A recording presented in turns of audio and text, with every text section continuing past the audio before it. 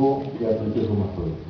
Sin embargo, le comentaba entonces, dentro de los 7 criterios de artritis reumatoide, repetimos, rigidez matutina, inflamación de 2 o más articulaciones, inicio en articulaciones pequeñas, artritis simétrica, nódulos subcutáneos. Estos 5 son clínicas.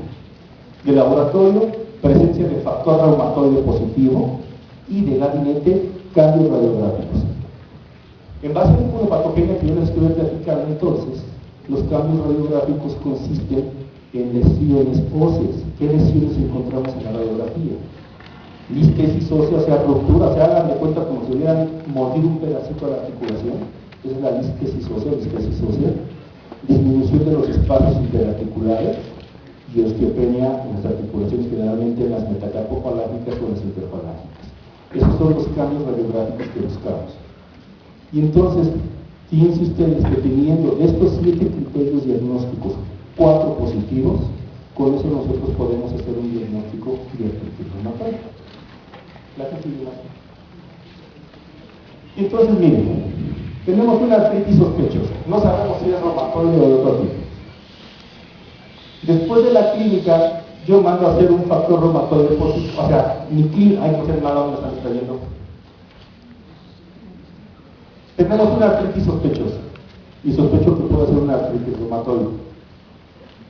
Si yo sospecho, aparte de la clínica, yo me apoyo en el laboratorio y mando a hacer un factor reumatoide. Y entonces, si el factor reumatoide me sale positivo y los criterios diagnósticos al menos se cumplen 4, ya no tengo vuelta de hoja, es una artritis reumatoide. Sin embargo, lo mismo, pero la clínica es indicativa de la artritis reumatoide, pero tengo un factor reumatoide negativo. Hace apenas unos 7-8 años de edad, se implementó un método diagnóstico, de apoyo diagnóstico, para llegar a un buen diagnóstico de artritis reumatoide, que es basándose en los anticuerpos antipéptidos y citrulinados cíclicos. ¿Qué es esto, muchachos? No voy a meter en ondas de bioquímica, simplemente comentarles que se encontró que los pacientes con artritis reumatoide, las modificaciones post-transcripcionales que sufrieron sus proteínas, normalmente sucede que en una modificación post-transcripcional las proteínas sufren arginizaciones, se crean argininas. El paciente con artritis reumatoide, que es decir, que presenta inflamación crónica, por alguna razón, en lugar de arginizar, citrulina. Entonces sus proteínas, en lugar de ser arginizadas, son citrulinadas. Eso es algo característico del paciente con artritis reumatoide. Bueno, entonces se implementó un método diagnóstico todavía más específico que el factor reumatoide, que es la búsqueda del anticuerpo antipéptido citrulinado cíclico. Y entonces, hoy en día muchos reumatólogos se quitan de problemas y dicen, no, yo la vez de entrada del antipéptido citrulinado cíclico. Cuando esto apenas se empezó a usar, una cuantificación de antipéptido citrulinado, pues salía alrededor de 2.800 pesos. Más aparte de su factor reumatoide y todo lo demás. Hoy en día creo que se ha abaratado un poco los costos. Sin embargo, lo que se sugiere es el caminito antiguo: clínica y factor reumatoide positivo. Si el factor reumatoide positivo, más bien, si el factor reumatoide está negativo, entonces es clínica, y si hay todavía sospecha que sea artritis reumatoide, pues mando a hacer mi antipéptido citrulinado cíclico. Si me sale positivo, más la clínica, bueno, pues concluyo artritis reumatoide. Aunque el factor reumatoide esté negativo. ¿Por qué? Porque puede haber artritis reumatoide seronegativas. Sin embargo, no hay artritis reumatoide seronegativas para péptido citrulinado cíclico. Entonces es un diagnóstico confirmatorio, el antipéptido citrulinado cíclico positivo. Pero, si mi sospecha es una artritis, pero no es el origen, le hago factor reumatoide y me sale negativo, pero sigue habiendo sospecha clínica de artritis, le hago unos anticuerpos antipéptidos citrulinados cíclico y me sale negativo, pero sigue habiendo presentación de inflamación articular. Bueno, pues quiero comentarles que no, la artritis, la única que existe no es la artritis reumatoide. Hay infinidad de artritis, y entonces tendremos que entrar al terreno de lo que se conocen como diagnósticos diferenciales. O sea, no es una artritis reumatoide, pero entonces puede ser una osteoartritis muy común hoy en nuestros días, gente de partir de 45 años en adelante. Puede ser una artritis metabólica, nosotros conocida como la gota famosa, puede ser una artritis séptica, es decir, puede ser una artritis traumática. Vamos a hacer un diagnóstico diferencial. La que se llama. Y bueno, suponiendo que hayamos llegado al diagnóstico final de una artritis reumatoide. Aquí le puse, sí, se ve bien la pirámide de tratamiento, ¿sabes? Se ve chiquita. Bueno, se los comento rápidamente entonces.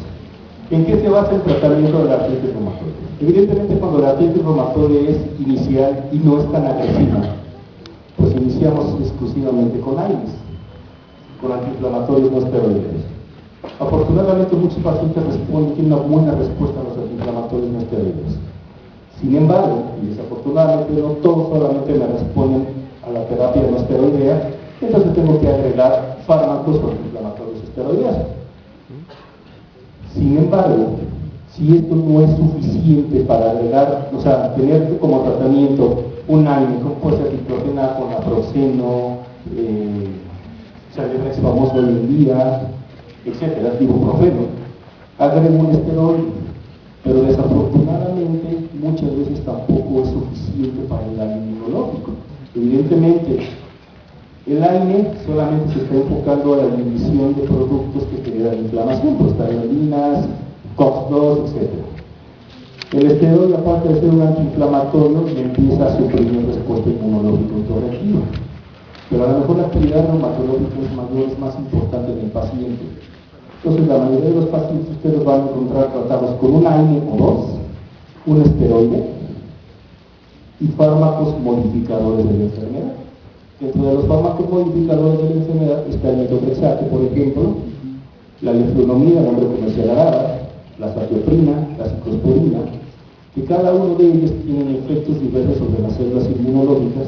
No me voy a meter en honduras a hablar del mecanismo de acción de los fármacos, pero la finalidad de estos fármacos es inmunosuprimir al paciente para disminuir el proceso inflamatorio, obviamente suprimiendo la respuesta inmunológica autorreactiva.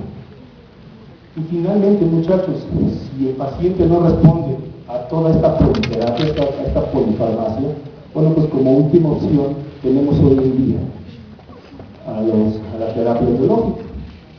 Y aquí les puse un esquema de cómo se bloquea la terapia biológica al sistema inmunológico. Lo que tenemos, lo que conocemos hoy en día es el rituximab, que es un anticuerpo monoclonal anti-CD20, y si bloqueo CD20, pues evidentemente disminuye clonas de linfocitos B, productores del factor reumatoide, y si no hay factor reumatoide, pues no hay inflamación. Y otra de las terapias palpables, o sea, ya utilizables hoy en día, pues es los famosos anticuerpos monoclonales anti-TNF-alfa. Evidentemente, si yo inhibo factor de necrosis tumoral, el proceso inflamatorio se va a modular, se va a reprimir importante y efectivamente, y a los pacientes les va súper bien con la terapia biológica. Sin embargo, tenemos que hablar de efectos colaterales de la terapia biológica. ¿Y ustedes cuál creen que es el efecto colateral más importante de un monoclonal anti-TNF-alfa? Una inmunosupresión vitalítica. Obviamente el paciente no puede ya montar inflamación, pero ni para mal ni para bien. Entonces es uno de los efectos secundarios importantes. Entonces, bueno, si se da cuenta entonces, el tratamiento va escalonado, iniciando con lo más sencillo que son los AINES y terminando con la terapia biológica.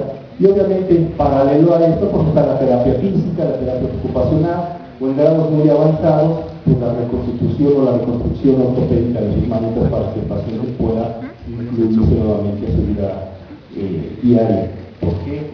Porque vamos a poder más mencionárselos.